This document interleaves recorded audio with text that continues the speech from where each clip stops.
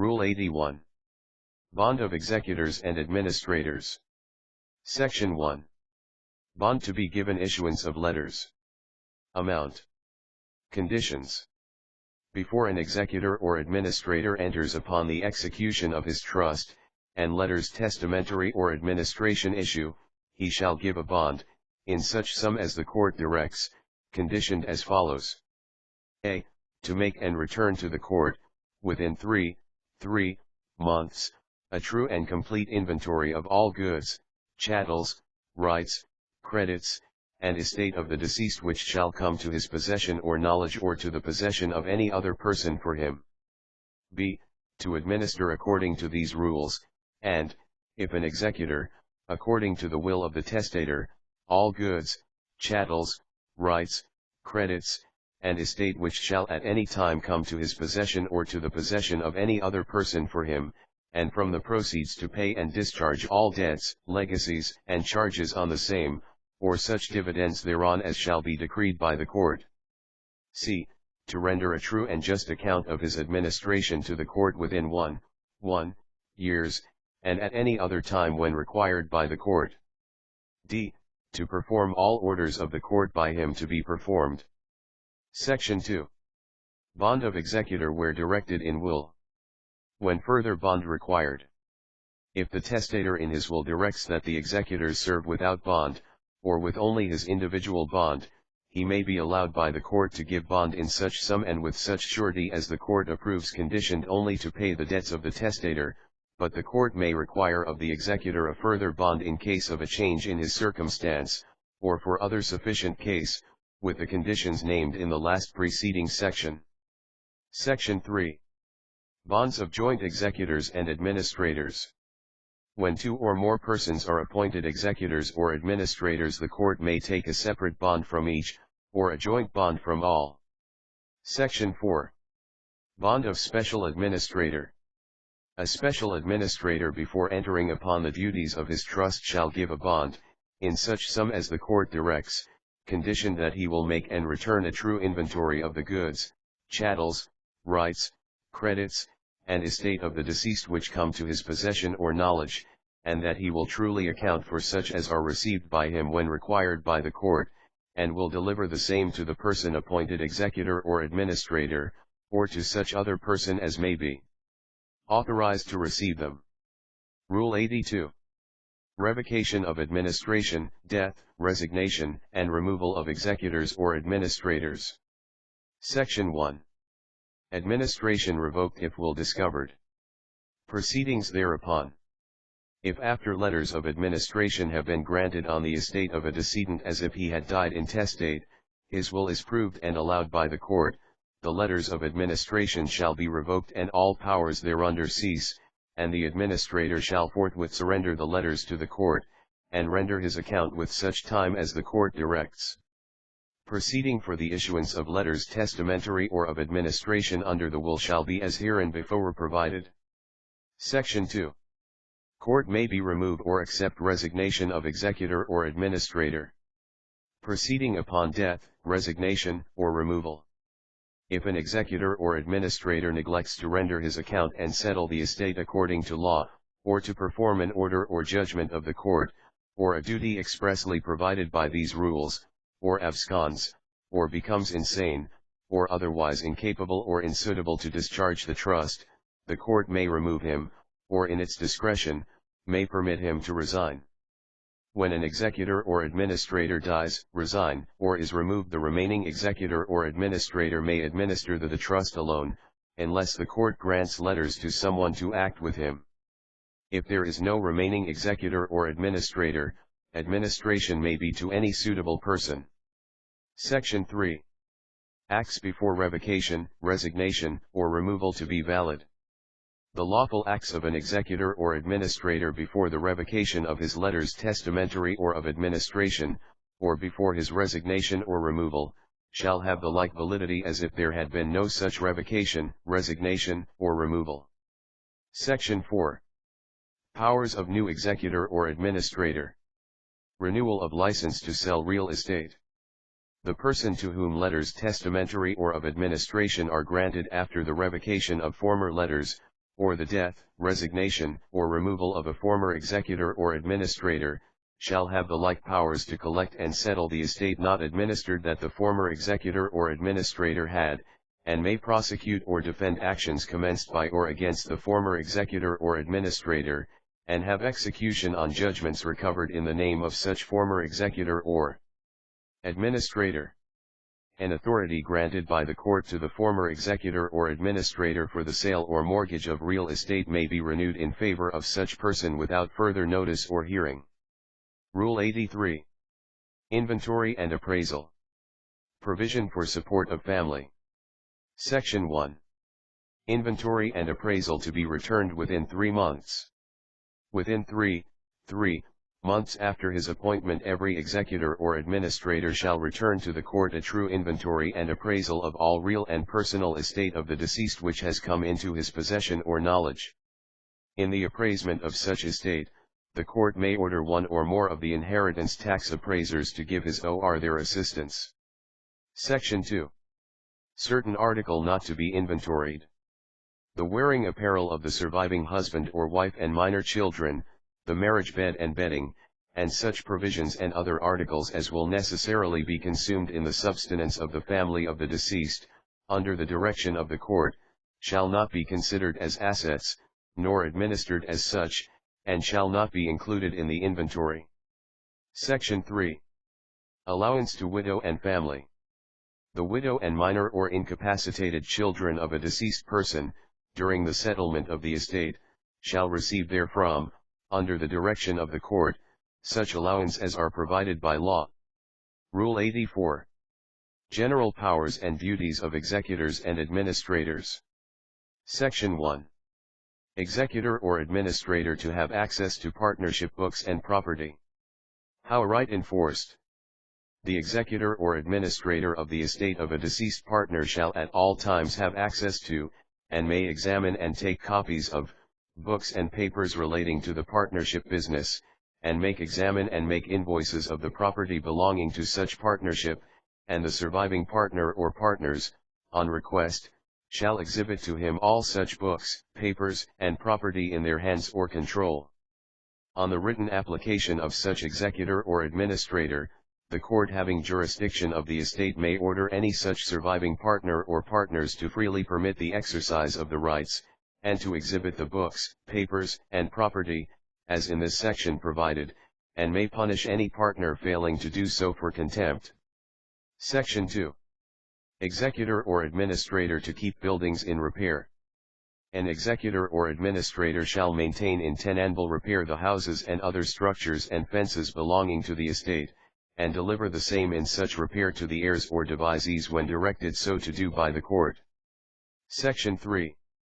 Executor or administrator to retain whole estate to pay debts, and to administer estate not willed.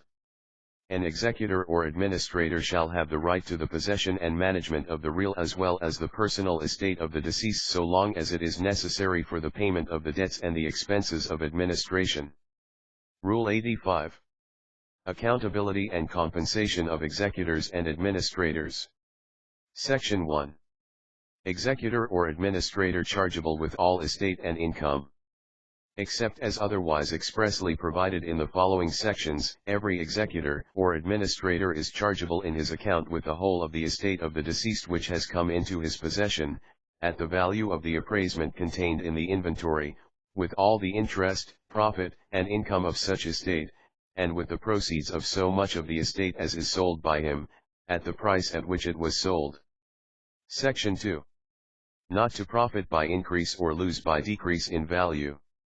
No executor or administrator shall profit by the increase, or suffer loss by the decrease or destruction, without his fault, of any part of the estate. He must account for the excess when he sells any part of the estate for more than the appraisement, and if any is sold for the less than the appraisement, he is not responsible for the loss, if the sale has justly made. If he settles any claim against the estate for less than its nominal value, he is entitled to charge in his account only the amount he actually paid on the settlement. Section 3. When not accountable for debts due estate. No executor or administrator shall be accountable for debts due the deceased which remain uncollected without his fault. Section 4. Accountable for income from realty used by him. If the executor or administrator uses or occupies any part of the real estate himself, he shall account for it as may be agreed upon between him and the parties interested, or adjusted by the court with their assent, and if the parties do not agree upon the sum to be allowed, the same may be ascertained by the court, whose determination in this respect shall be final. Section 5. Accountable if he neglects or delays to raise or pay money. When an executor or administrator neglects or unreasonably delays to raise money, by collecting the debts or selling the real or personal estate of the deceased, or neglects to pay over the money he has in his hands, and the value of the estate is thereby lessened or unnecessary cost or interest accrues, or the persons interested suffer loss, the same shall be deemed waste and the damage sustained may be charged and allowed against him in his account, and he shall be liable therefore on his bond. Section 6. When allowed money paid as cost. The amount paid by an executor or administrator for costs awarded against him shall be allowed in his administration account, unless it appears that the action or proceeding in which the costs are taxed was prosecuted or resisted without just cause, and not in good faith. Section 7. What expenses and fees allowed executor or administrator? Not to charge for services as attorney. Compensation provided by will controls unless renounced. An executor or administrator shall be allowed the necessary expenses, the care, management, and settlement of the estate, and for his services, 4 pesos per day for the time actually and necessarily employed, or a commission upon the value of so much of the estate as comes into his possession and is finally disposed of by him in the payment of debts, expenses, legacies, or distributive shares, or by delivery to heirs or devisees, of 2% of the first 5,000 pesos of such value, 1% of so much of such value as exceeds 5,000 pesos and does not exceed 30,000 pesos, 0.5% of so much of such value as exceed 100,000 pesos. But in any special case, where the estate is large, and the settlement has been attended with great difficulty, and has required a high degree of capacity on the part of the executor or administrator, a greater sum may be allowed. If objection to the fees allowed be taken, the allowance may be re-examined on appeal. If there are 2 or more executors or administrators, the compensation shall be apportioned among them by the court according to the services actually rendered by them respectively. When the executors or administrator is an attorney, he shall not charge against the estate any professional fees for legal services rendered by him. When the deceased by will makes some other provision for the compensation of his executor, that provision shall be a full satisfaction for his services unless by a written instrument filed in the court he renounces all claim to the compensation provided by the will. Section 8. When executor or administrator to render account. Every executor or administrator shall render an account of his administration within 1 year from the time of receiving letters testamentary or of administration, unless the court otherwise directs because of extensions of time for presenting claims against, or paying the debts of, the estate, or for disposing of the estate, and he shall render such further accounts as the court may require until the estate is wholly settled. Section 9. Examinations on oath with respect to account. The court may examine the executor or administrator upon oath with respect to every matter relating to any account rendered by him, and shall so examine him as to the correctness of his account before the same is allowed, except when no objection is made to the allowance of the account and its correctness is satisfactorily established by competent proof. The heirs, legatees, distributes, and creditors of the estate shall have the same privilege as the executor or administrator of being examined on oath on any matter relating to an administration account. Section 10. Account to be settled on notice. Before the account of an executor or administrator is allowed, notice shall be given to persons interested of the time and place of examining and allowing the same, and such notice may be given personally to such persons interested or by advertisement in a newspaper or newspapers, or both, as the court directs. Section 11. Surety on bond may be party to accounting. Upon the settlement of the account of an executor or administrator, a person liable as surety in respect to such account may, upon application, be admitted as party to such accounting. Rule 86. Claims against estate. Section 1. Notice to creditors to be issued by court. Immediately after granting letters testamentary or of administration, the court shall issue a notice requiring all persons having money claims against the decedent to file them in the office of the clerk of said court. Section 2.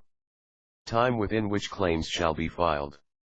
In the notice provided in the preceding section, the court shall state the time for the filing of claims against the estate, which shall not be more than 12, not less than 6 months after the date of the first publication of the notice. However, at any time before an order of distribution is entered, on application of a creditor who has failed to file his claim within the previously limited, the court may, for cause shown and on such terms as are equitable, allow such claim to be filed within a time not exceeding 1 month. Section 3. Publication of notice to creditors.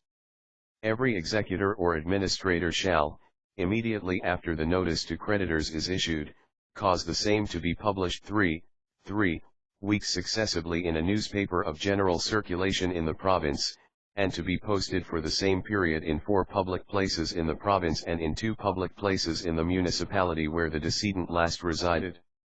Section 4. Filing of copy of printed notice. Within 10 days after the notice has been published and posted in accordance with the preceding section, the executor or administrator shall file or cause to be filed in the court a printed copy of the notice accompanied with an affidavit setting forth the dates of the first and last publication thereof and the name of the newspaper in which the same is printed. Section 5. Claims which must be filed under the notice. If not filed, barred. Exceptions. All claims for money against the decedent, arising from contract, express or implied, whether the same be due, not due, or contingent, all claims for funeral expenses and expense for the last sickness of the decedent, and judgment for money against the decedent, must be filed within the time limited in the notice, otherwise they are barred forever, except that they may be set forth as counterclaims in any action that the executor or administrator may bring against the claimants. Where an executor or administrator commences an action, or prosecutes an action already commenced by the deceased in his lifetime, the debtor may set forth by answer the claims he has against the decedent, instead of presenting them independently to the court as herein provided, and mutual claims may be set off against each other in such action, and if final judgment is rendered in favor of the defendant, the amount so determined shall be considered the true balance against the estate, as though the claim had been presented directly before the court in the administration proceedings. Claims not yet due, or contingent, may be approved at their present value. Section 6. Solidary obligation of decedent. Where the obligation of the decedent is solidary with another debtor, the claim shall be filed against the decedent as if he were the only debtor, without prejudice to the right of the estate to recover contribution from the debtor. In a joint obligation of the decedent, the claim shall be confined to the portion belonging to him. Section 7. Mortgage debt due from estate. A creditor holding a claim against the deceased secured by mortgage or other collateral security, may abandon the security and prosecute his claim in the manner provided in this rule, and share in the general distribution of the assets of the estate, or he may foreclose his mortgage or realize upon his security, by action in court, making the executor or administrator a party defendant, and if there is a judgment for a deficiency, after the sale of the mortgaged premises, or the property pledged, in the foreclosure or other proceeding to realize upon the security, he may claim his deficiency judgment in the manner provided in the preceding section, or he may rely upon his mortgage or other security alone, and foreclosure the same at any time within the period of the statute of limitations, and in that event he shall not be admitted as a creditor, and shall receive no share in the distribution of the other assets of estate. But nothing herein contained shall prohibit the executor or administrator from redeeming the property mortgaged or pledged, by paying the debt for which it is held as security, under the direction of the court, if the court shall adjudge it to be for the best interest of the estate that such redemption shall be made. Section 8. Claim of executor or administrator against an estate.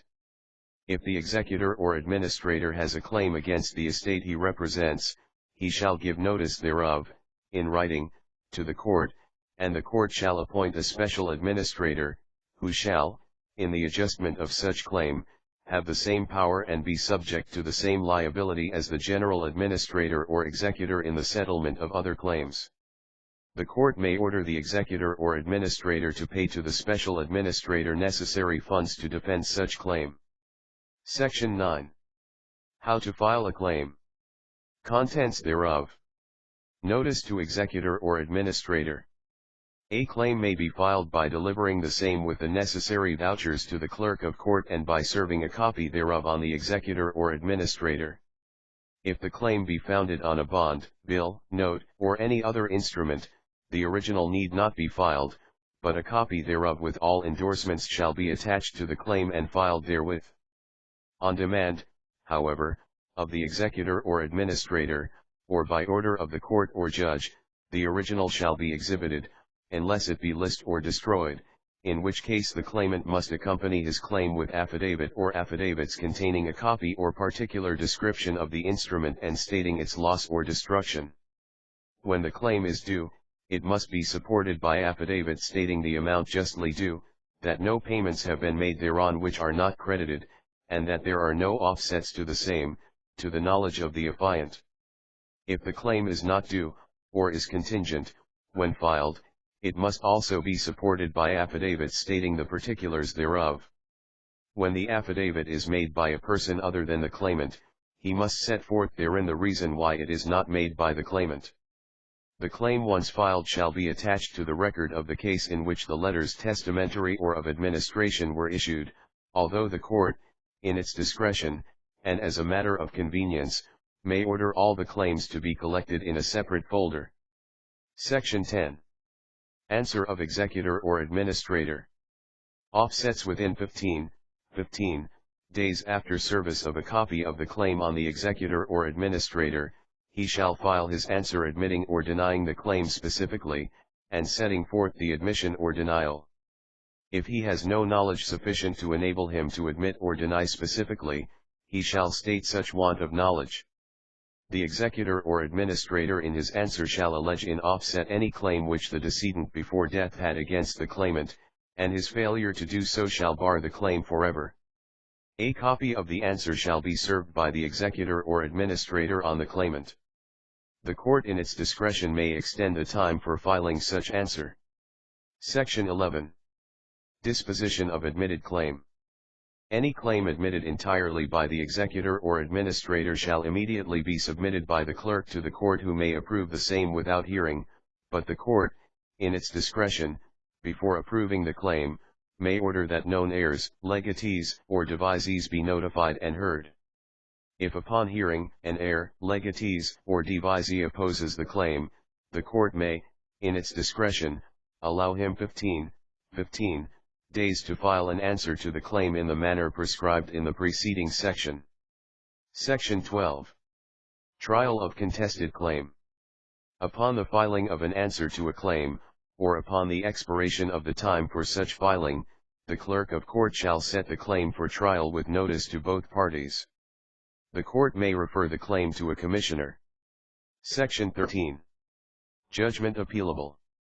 The judgment of the court approving or disapproving a claim, shall be filed with the record of the administration proceedings with notice to both parties, and is appealable as in ordinary cases.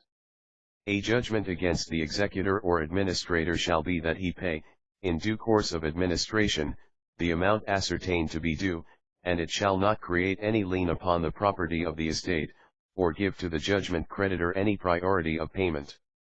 Section 14. Costs.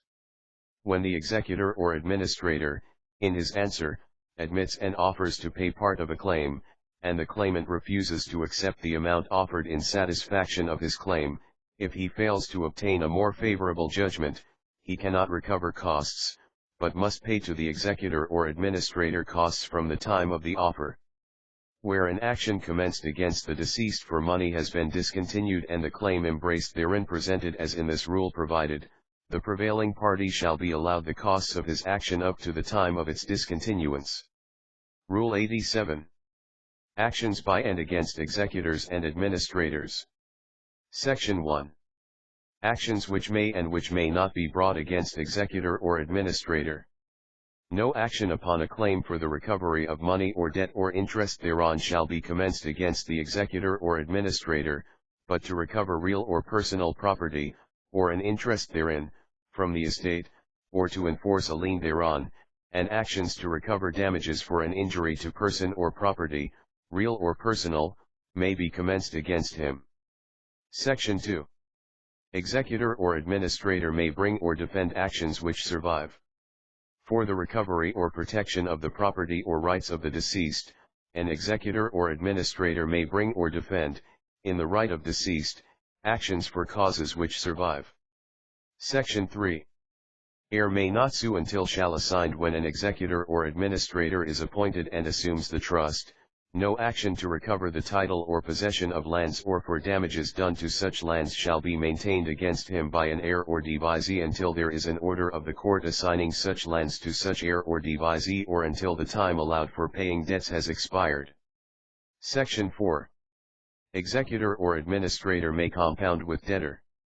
Within the approval of the court, an executor or administrator may compound with the debtor of the deceased for a debt due, and may give a discharge of such debt on receiving a just dividend of the estate of the debtor.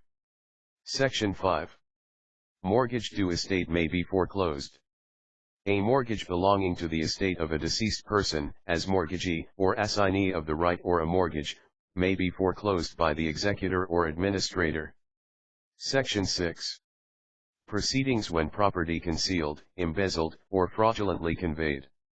If an executor or administrator, heir, legatee, creditor, or other individual interested in the estate of the deceased, complains to the court having jurisdiction of the estate that a person is suspected of having concealed, embezzled, or conveyed away any of the money, goods, or chattels of the deceased, or that such person has in his possession or has knowledge of any deed, conveyance, bond, contract, or other writing which contains evidence of or tends or discloses the right, title, interest, or claim of the deceased, the court may cite such suspected person to appear before it. Any may examine him on oath on the matter of such complaint, and if the person so cited refuses to appear, or to answer on such examination or such interrogatories as are put to him, the court may punish him for contempt, and may commit him to prison until he submits to the order of the court.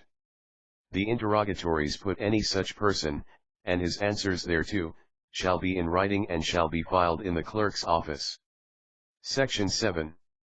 Person entrusted with estate compelled to render account. The court, on complaint of an executor or administrator, may cite a person entrusted by an executor or administrator with any part of the estate of the deceased to appear before it, and may require such person to render a full account, on oath, of the money, goods, chattels, bonds, account, or other papers belonging to such estate as came to his possession in trust for such executor or administrator, and of his proceedings thereon, and if the person so cited refuses to appear to render such account, the court may punish him for contempt as having disobeyed a lawful order of the court. Section 8. Embezzlement before letters issued. If a person, before the granting of letters testamentary or of administration on the estate of the deceased, embezzles or alienates any of the money, goods, chattels, or effects of such deceased, such person shall be liable to an action in favor of the executor or administrator of the estate for double the value of the property sold, embezzled, or alienated, to be recovered for the benefit of such estate. Section 9. Property fraudulently conveyed by deceased may be recovered. When executor or administrator must bring action.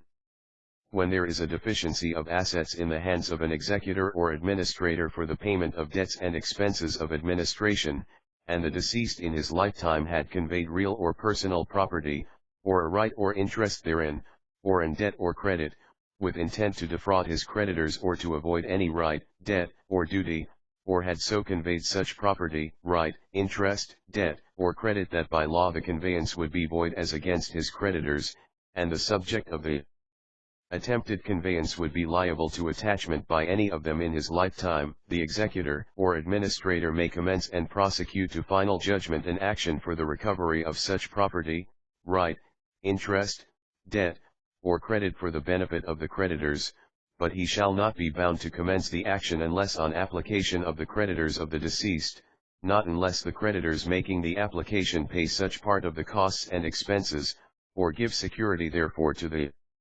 executor or administrator, as the court deems equitable. Section 10. When creditor may bring action. Lien for costs.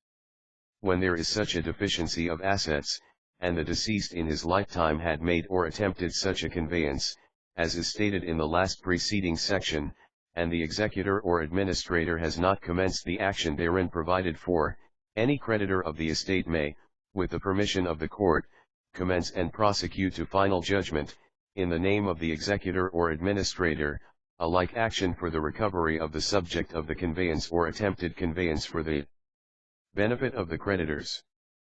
But the action shall not be commenced until the creditor has filed in a court a bond executed to the executor or administrator, in an amount approved by the judge, conditioned to indemnify the executor or administrator against the costs and expenses incurred by reason of such action. Such creditor shall have a lien upon any judgment recovered by him in the action for such costs and other expenses incurred therein as the court deems equitable. Where the conveyance or attempted conveyance had been made by the deceased in his lifetime in favor of the executor or administrator, the action which a credit may bring shall be in the name of all the creditors, and permission of the court and filing of bond as above prescribed, are not necessary. Rule 88. Payment of the debts of the estate. Section 1. Debts paid in full if estate sufficient. If, after hearing all the money claims against the estate, and after ascertaining the amount of such claims, it appears that there are sufficient assets to pay the debts, the executor or administrator pay the same within the time limited for that purpose. Section 2. Part of estate from which debt paid when provision made by will. If the testator makes provision by his will, or designates the estate to be appropriated for the payment of his debts, the expenses of administration, or the family expenses, they shall be paid according to the provisions of the will, but if the provision made by the will or the estate appropriated, is not sufficient for that purpose, such part of the estate of the testator, real or personal, as is not disposed of by will, if any shall be appropriated for that purpose. Section 3. Personalty first chargeable for debts, then realty. The personal estate of the deceased not disposed of by will shall be first chargeable with the payment of debts and expenses, and if said personal estate is not sufficient for that purpose, or its sale would redound to the detriment of the participants for the estate, the whole of the real estate not disposed of by will, or so much thereof as is necessary, may be sold, mortgaged, or otherwise encumbered for that purpose by the executor or administrator, after obtaining the authority of the court therefor. Any deficiency shall be met by contributions in accordance with the provisions of Section 6 of this rule.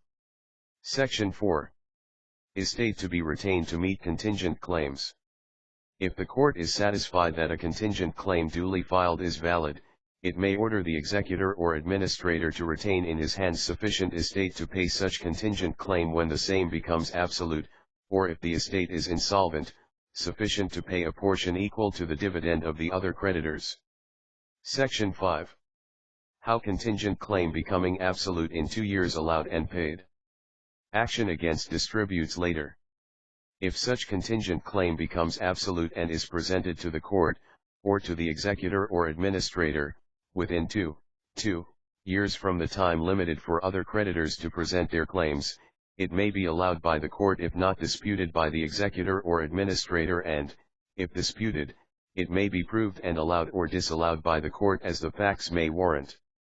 If the contingent claim is allowed, the creditor shall receive payment to the same extent as the other creditors if the estate retained by the executor or administrator is sufficient.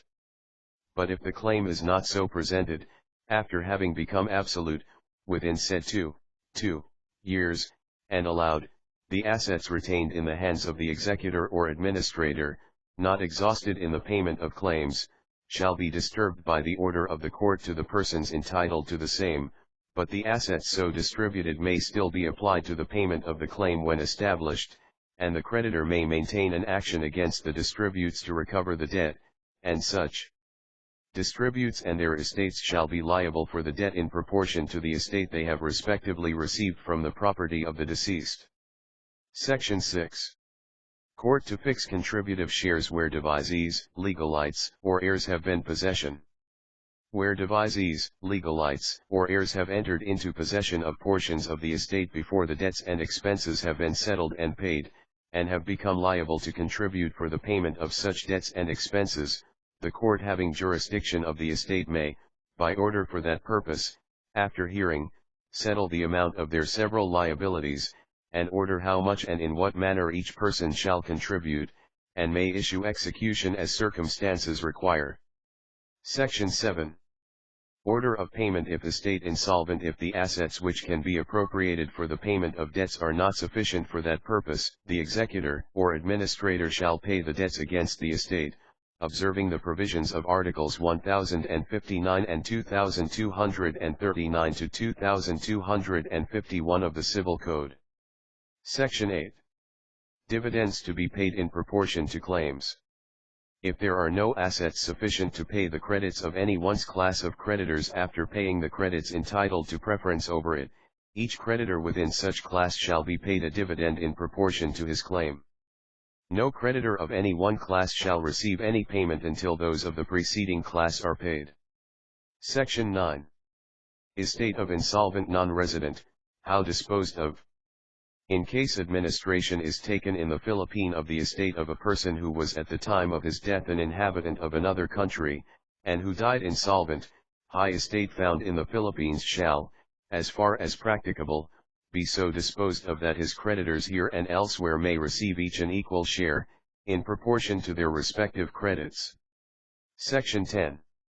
When and how claim proved outside the Philippines against insolvent residents estate paid. If it appears to the court having jurisdiction that claims have been duly proven in another country against the estate of an insolvent who was at the time of his death an inhabitant of the Philippines, and that the executor or administrator in the Philippines had knowledge of the presentation of such claims in such country and an opportunity to contest their allowance, the court shall receive a certified list of such claims, when perfected in such country, and add the same to the list of claims proved against the deceased person in the Philippines so that a just distribution of the whole estate may be made equally among all its creditors according to their respective claims, but the benefit of this and the preceding sections shall not be extended to the creditors in another country if the property of such deceased person there found is not equally apportioned to the creditors residing in the Philippines and the other creditor, according to their respective claims. Section 11. Order for payment of debts. Before the expiration of the time limited for the payment of the debts, the court shall order the payment thereof, and the distribution of the assets received by the executor or administrator for that purpose among the creditors, as the circumstances of the estate require and in accordance with the provisions of this rule. Section 12. Orders relating to payment of debts where appeal is taken. If an appeal has been taken from a decision of the court concerning a claim, the court may suspend the order for the payment of the debts or may order the distributions among the creditors whose claims are definitely allowed, leaving in the hands of the executor or administrator sufficient assets to pay the claim disputed and appealed. When a disputed claim is finally settled, the court having jurisdiction of the estate shall order the same to be paid out of the assets retained to the same extent and in the same proportion with the claims of other creditors. Section 13. When subsequent distribution of assets ordered. If the whole of the debts are not paid on the first distribution, and if the whole assets are not distributed, or other assets afterwards come to the hands of the executor or administrator, the court may from time to time make further orders for the distributions of assets. Section 14. Creditors to be paid in accordance with terms of order. When an order is made for the distribution of assets among the creditors, the executor or administration shall, as soon as the time of payment arrives, pay the creditors the amounts of their claims, or the dividend thereon, in accordance with the terms of such order. Section 15. Time for paying debts and legacies fixed, or extended after notice, within what periods? On granting letters testamentary or administration, the court shall allow to the executor or administrator a time for disposing of the estate and paying the debts and legacies of the deceased, which shall not, in the first instance, exceed 1 year, but the court may, on application of the executor or administrator and after hearing on such notice of the time and place therefore given to all persons interested as it shall direct, extend the time as the circumstances of the estate require. Not exceeding 6 months for a single extension, not so that the whole period allowed to the original executor or administrator shall exceed 2 years. Section 16. Successor of dead executor or administrator may have time extended on notice within certain period. When an executor or administrator dies, and a new administrator of the same estate is appointed, the court may extend the time allowed for the payment of the debts or legacies beyond the time allowed to the original executor or administrator, not exceeding 6 months at a time and not exceeding 6 months beyond the time which the court might have allowed to such original executor or administrator, and notice shall be given of the time and place for hearing such application, as required in the last preceding section. Rule 89. Sales, mortgages, and other encumbrances of property of decedent. Section 1. Order of sale of personalty. Upon the application of the executor or administrator, and on written notice to the heirs and other persons interested, the court may order the whole or a part of the personal estate to be sold, if it appears necessary for the purpose of paying debts, expenses of administration, or legacies, or for the preservation of the property. Section 2. When court may authorize sale, mortgage, or other encumbrance of realty to pay debts and legacies through personalty not exhausted. When the personal estate of the deceased is not sufficient to pay the debts, expenses of administration, and legacies, or where the sale of such personal estate may injure the business or other interests of those interested in the estate, and where a testator has not otherwise made sufficient provision for the payment of such debts, expenses, and legacies, the court, on the application of the executor or administrator and on written notice of the heirs, devisees, and legatees residing in the Philippines, may authorize the executor or administrator to sell, mortgage, or otherwise encumber so much as may be necessary of the real estate, in lieu of personal estate, for the purpose of paying such debts, expenses, and legacies, if it clearly appears that such sale, mortgage, or encumbrance would be beneficial to the persons interested, and if a part cannot be sold, mortgaged, or otherwise encumbered without injury to those interested in the remainder, the authority may be for the sale, mortgage, or other encumbrance of the whole of such real estate, or so much thereof as is necessary or beneficial under the circumstances. Section 3. Persons interested may prevent such sale, etc., by giving bond. No such authority to sell, mortgage, or otherwise encumber real or personal estate shall be granted if any person interested in the estate gives a bond, in a sum to be fixed by the court, conditioned to pay the debts, expenses of administration, and legacies within such time as the court directs, and such bond shall be for the security of the creditors, as well as of the executor or administrator, and may be prosecuted for the benefit of either. Section 4. When court may authorize sale of estate as beneficial to interested persons. Disposal of proceeds. When it appears that the sale of the whole or a part of the real or personal estate, will be beneficial to the heirs, devisees, legatees, and other interested persons, the court may, upon application of the executor or administrator and on written notice to the heirs, devisees, and legatees who are interested in the estate to be sold, authorize the executor or administrator to sell the whole or a part of said estate, although not necessary to pay debts, legacies, or expenses of administration. But such authority shall not be granted if inconsistent with the provisions of a will. In case of such sale, the proceeds shall be assigned to the persons entitled to the estate in the proper proportions. Section 5. when court may authorize sale, mortgage, or other encumbrance of estate to pay debts and legacies in other countries. When the sale of personal estate, or the sale, mortgage, or other encumbrance of real estate is not necessary to pay the debts, expenses of administration, or legacies in the Philippines, but it appears from records and proceedings of a probate court in another country that the estate of the deceased in such other country is not sufficient to pay the debts, expenses of administration, and legacies there, the court here may authorize the executor or administrator to sell the personal estate or to sell, mortgage, or otherwise encumber the real estate for the payment of debts or legacies in the other country, in same manner as for the payment of debts or legacies in the Philippines. Section 6. When court may authorize sale, mortgage, or other encumbrance of realty acquired on execution or foreclosure. The court may authorize an executor or administrator to sell mortgage, or otherwise encumber real estate acquired by him on execution or foreclosure sale, under the same circumstances and under the same regulations as prescribed in this rule for the sale, mortgage, or other encumbrance of other real estate.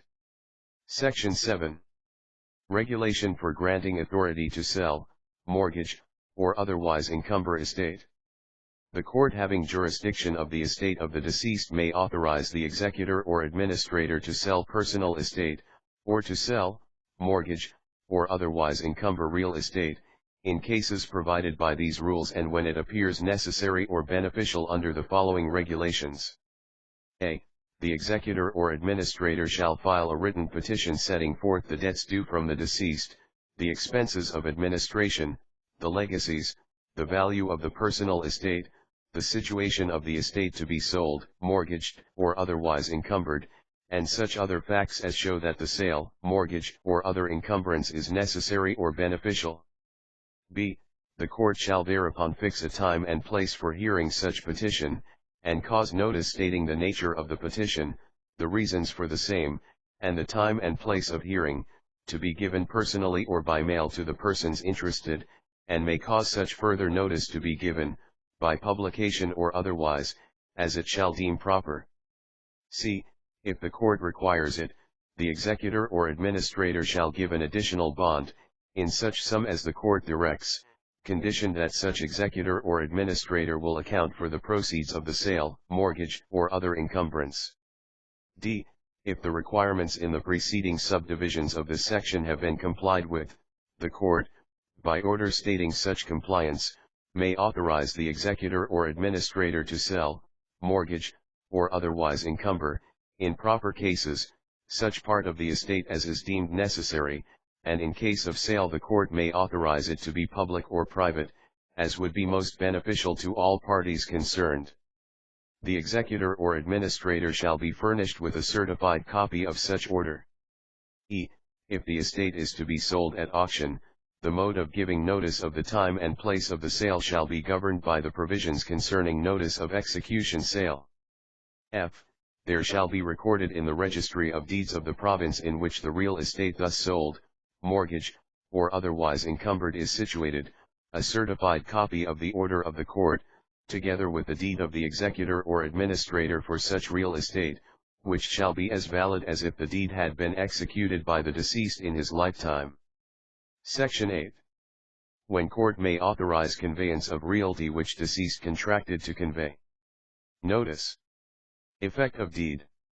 Where the deceased was in his lifetime under contract, binding in law, to deed real property, or an interest therein, the court having jurisdiction of the estate may, on application for that purpose, authorize the executor or administrator to convey such property according to such contract, or with such modifications as are agreed upon by the parties and approved by the court, and if the contract is to convey real property to the executor or administrator, the clerk of court shall execute the deed.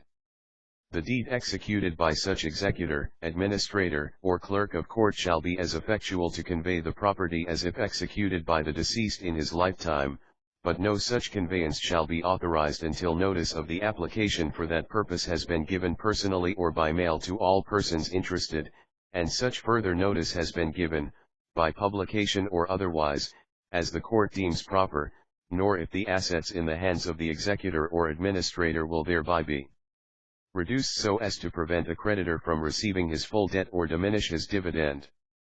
Section 9. When court may authorize conveyance of lands which deceased held in trust. Where the deceased in his lifetime held real property in trust for another person, the court may, after notice given as required in the last preceding section, authorize the executor or administrator to deed such property to the person, or his executor or administrator, for whose use and benefit it was so held, and the court may order the execution of such trust, whether created by deed or by law. Rule 90. Distribution and partition of the estate. Section 1. When order for distribution of reside made. When the debts, funeral charges, and expenses of administration, the allowance to the widow, and inheritance tax, if any, chargeable to the estate in accordance with law, have been paid, the court, on the application of the executor or administrator, or of a person interested in the estate, and after hearing upon notice, shall assign the residue of the estate to the persons entitled to the same, naming them and the proportions, or parts, to which each is entitled, and such persons may demand and recover their respective shares from the executor or administrator, or any other person having the same in his possession. If there is a controversy before the court as to who are the lawful heirs of the deceased person or as the distributive shares to which each person is entitled under the law, the controversy shall be heard and decided as in ordinary cases. No distribution shall be allowed until the payment of the obligations above mentioned has been made or provided for, unless the distributes, or any of them, give a bond, in a sum to be fixed by the court, conditioned for the payment of said obligations within such time as the court directs. Section 2. Questions as to advancement to be determined. Questions as to advancement made, or alleged to have been made, by the deceased to any heir may be heard and determined by the court having jurisdiction of the estate proceedings, and the final order of the court thereon shall be binding on the person raising the questions and on the heir. Section 3. By whom expenses of partition paid. If at the time of distribution the executor or administrator has retained sufficient effects in his hands which may lawfully be applied for the expenses of partition of the properties distributed, such expenses of partition may be paid by such executor or administrator when it appears equitable to the court and not inconsistent with the intention of the testator, otherwise, they shall be paid by the parties in proportion to their respective shares or interest in the premises, and the apportionment shall be settled and allowed by the court, and, if any person interested in the partition does not pay his proportion or share, the court may issue an execution in the name of the executor or administrator against the party not paying the sum assessed. Section 4. Recording the order of partition of estate. Certified copies of final orders and judgments of the court relating to the real estate or the partition thereof shall be recorded in the registry of deeds of the province where the property is situated.